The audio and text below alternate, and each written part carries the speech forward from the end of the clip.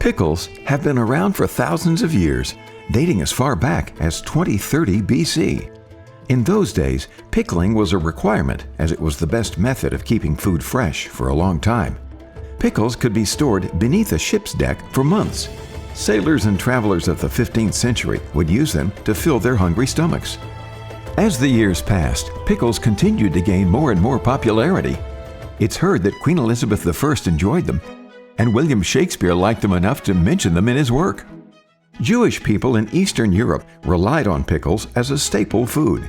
These flavored pickles were nutritious and perfect to balance their otherwise bland bread and potato diet during the colder months.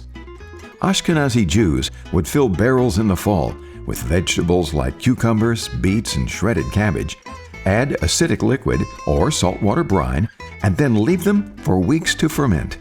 They would have enough pickles in these barrels to get them through the winter. In the late 1800s and early 1900s, many Eastern European Jews started arriving in New York City in search of a better life.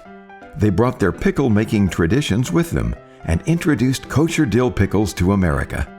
Cucumbers were washed, stacked in big wooden barrels with dill, garlic, spices, kosher salt, and fresh water, and left for a few weeks to several months for fermentation. These pickles were very popular among the Jewish community. The Jewish pickle makers sold their products on push carts in the immigrant neighborhoods of New York City. As time passed, the Jewish-owned shops started selling pickles straight out of barrels, and it became a profitable business within the Jewish community. In 1960, the Topor's Pickle Company story began in Detroit, Michigan. Most residents of the city came to know about the name Topor from the deli that specialized in fresh meats, quality deli cuts, and most importantly, pickles. The Topor Deli became a favorite among individuals throughout Metro Detroit and Southeast Michigan. As the business evolved, the demand for Topor's unique pickles increased, and it was so great that the deli couldn't keep up with customer requests. The Topor's Pickle Company was born out of the overwhelming demand for unique flavored pickles. It was decided that the deli would become a full-blown pickle production operation with one goal: to keep the product the same as it had been for over 80 years, using only the freshest local ingredients.